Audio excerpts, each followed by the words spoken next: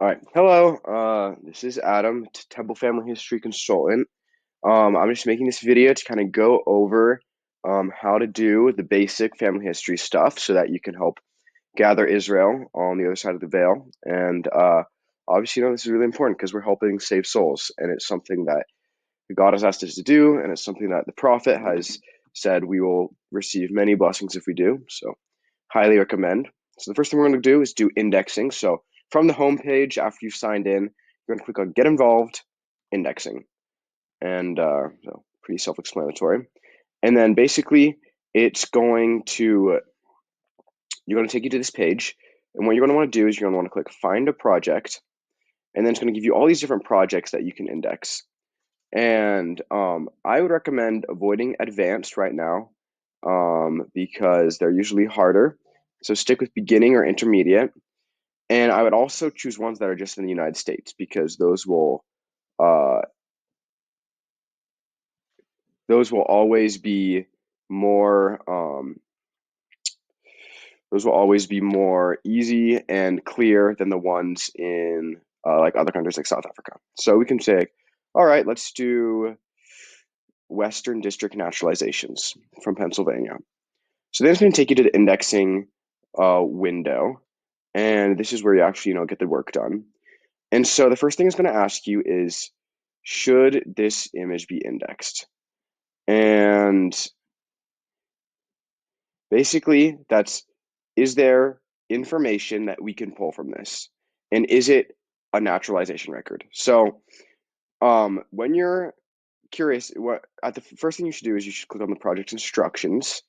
And if you read the project description and look at what to index, it'll kind of give you a description of what you need to do. So we said, okay, we want to index naturalization documents, certificates of naturalization, petitions for naturalization. So yes, we do want to index this.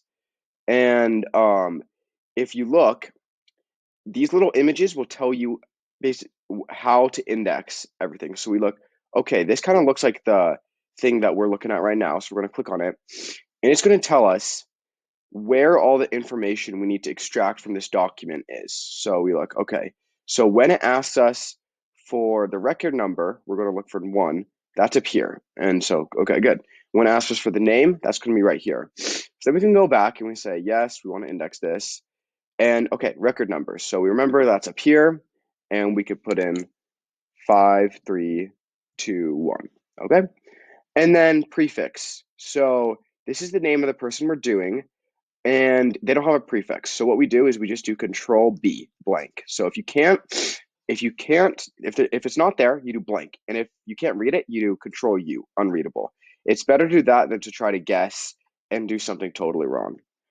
And as you can see, this has like some sort of paper covering it. So you may not be able to get all the data they're asking for, and so you might just have to do Control B, blank, which is a bummer, but it's better that we get a little information than none. And so basically you're going to go down and fill out this information. And this is important because it gives us records so that other people can find their family and so that they can do temple work for them. And that's why indexing is kind of important. So you'll fill out all this information and do all that. And then when you're done, you'll click submit, and it'll submit it to the church, and it'll get quality checked. And then you're done with that batch, and you can do another one.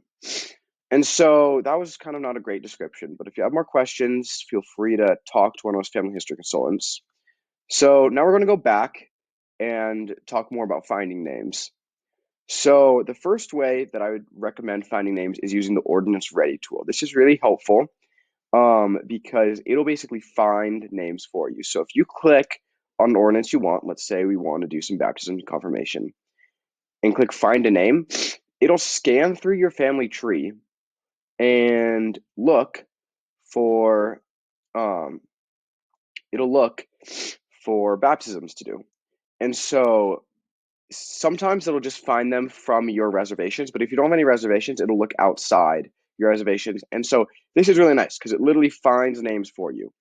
But it doesn't always get everything. And so when we really want to find names, this is kind of the set in stone process that we do this. So what we're going to do is we're going to click on family tree. and then we're going to click on tree. And this is going to bring up your family and your ancestors. And hopefully, it's pretty filled in. If it's not, and we're going to change this from descendancy to fan chart. So right now it's showing my descendants, and I don't have any, obviously. But if we go to fan chart, this shows us all my ancestors. So hopefully this is pretty filled in. If it's not, please come meet with us, and we'll help you get it more filled in. But anyways, so as you can see, here's me, here's my parents, here's my grandparents. And what you're going to want to do is you're going to want to go back in time. And so if you click on someone and you click on this little fan thing right here, that will take you to their tree. So now I'm on Thomas Short's tree and seeing all of his ancestors. And so usually when I like to find names, I like to choose someone from the 1700s or 1600s. Let's choose John Barton. So this is like my great grandpa. And then what you do is you click on descendancy. So now we're going to see John Barton and all of his descendants.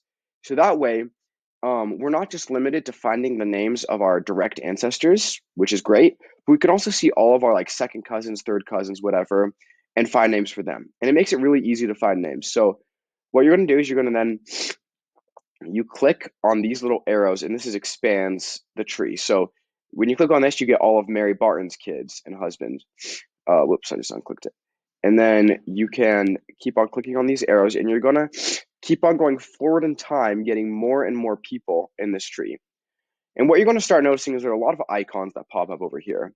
And so some of them are these blue things, which are record hints. And that's basically just saying, hey, there is a source that you could probably attach to this person.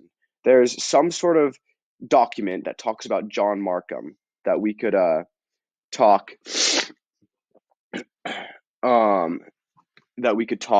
about that would support him and would kind of prove that he's real.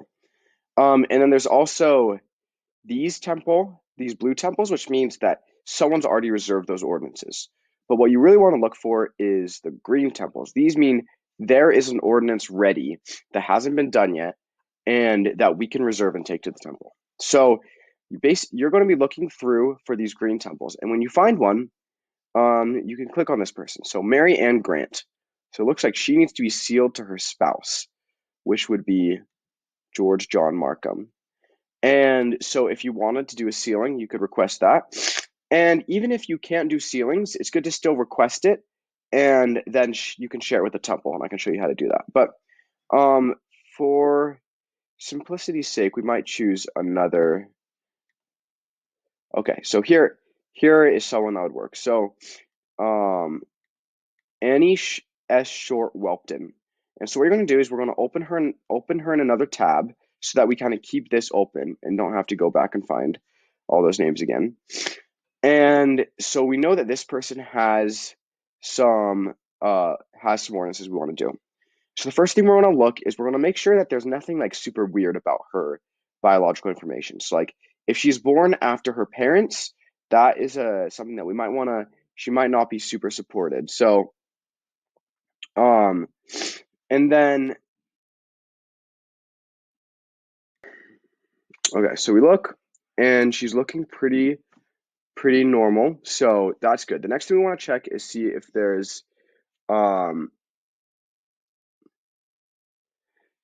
there's any duplicates. So duplicates are basically, they make things really hard for a family history person because it's basically someone has created another Annie S. Short Welpton. And I can go over how to merge duplicates, but right now I'd say if you see someone who has a duplicate, I'd usually avoid that because it's pretty complicated and it can cause a big mess. But if you don't know what you're doing, but this person doesn't have any duplicates, so we're good to go. The next thing to look for is if we have any sources. We don't really want to request someone if they don't have any sources. And so this person has 17 sources. And so this means that, okay, this is a real person. Because if someone doesn't have sources, we're not exactly sure if they're real. And we don't really want to do baptismal work or whatever for people we don't know are real. So this person has 17 sources. They don't have any duplicates. They look normal. So we're good to go. So we can click on ordinances and we can request this sealing to parents, and this sealing to spouse. And it's good sometimes if you're requesting sealings just to look, just to look at the people they're getting sealed to and make sure they're normal too. But we can request those ordinances, and then they would go to we can just look right now.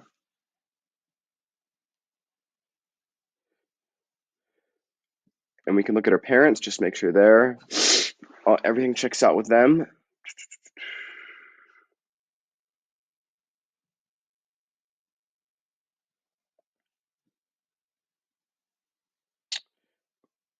And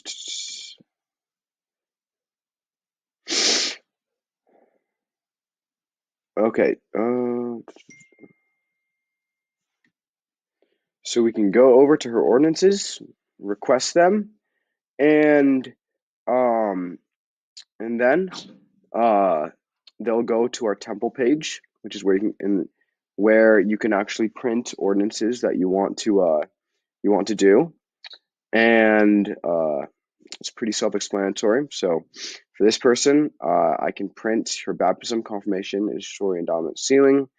And what's nice is that when you print them, you actually, or if you have the family history app, you don't even have to print them. You can just have a QR code and then print them out of the temple, which is nice. And then there's one last thing I want to show you, and that is sometimes your family tree person, sometimes your ancestor is not going to have a source. And some people will still request it. I like to attach a source first. So sometimes, let's take Catherine Langton or George John Markham. So he needs to be sealed to his spouse. And he has 21 sources, but let's pretend he didn't.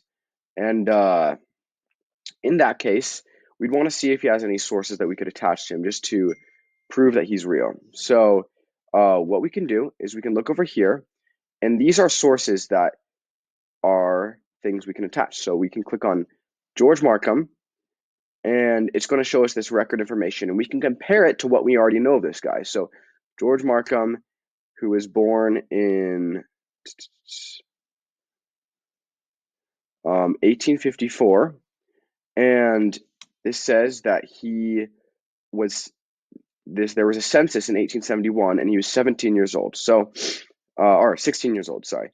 And that means that he was roughly born around 1854. So we can be like, okay, and this was done in Keelby, Lincolnshire, and this was done in Keelby, Lincolnshire. So we're like, okay, this source pretty much supports this guy. We can be pretty sure that this guy is a real guy. So we might want to be like, oh, let's attach this source. So we're going to click review and attach. And attaching this means that everyone from now on can know that this guy is a real person. So we can look here, and you can compare the information over here, compare the information over here. This is the little add button is like saying, hey, there's more information. There's this information from this record that his residence was 1871. And 1871 was at Keelby, Lincolnshire, England. And you can just add that because it adds more information to this guy. It's going to ask you a reason to attach source, and I always just put supports because it supports that this person's real. And then you click attach, and that's how you attach a source. And so, all in all, that was very confusing, I'm sure. But in general, just indexing, follow the instructions, and fill in the information it asks you to. Finding names for the temple, either use Ordinance Ready or go to your family tree and then use the drop-down descendancy. Look for green temples, check for duplicates, attach source, and then after that, reserve. And it's pretty much that simple. So please, if you have questions, please feel free to ask. And yeah, thank you. Hope you have a wonderful day.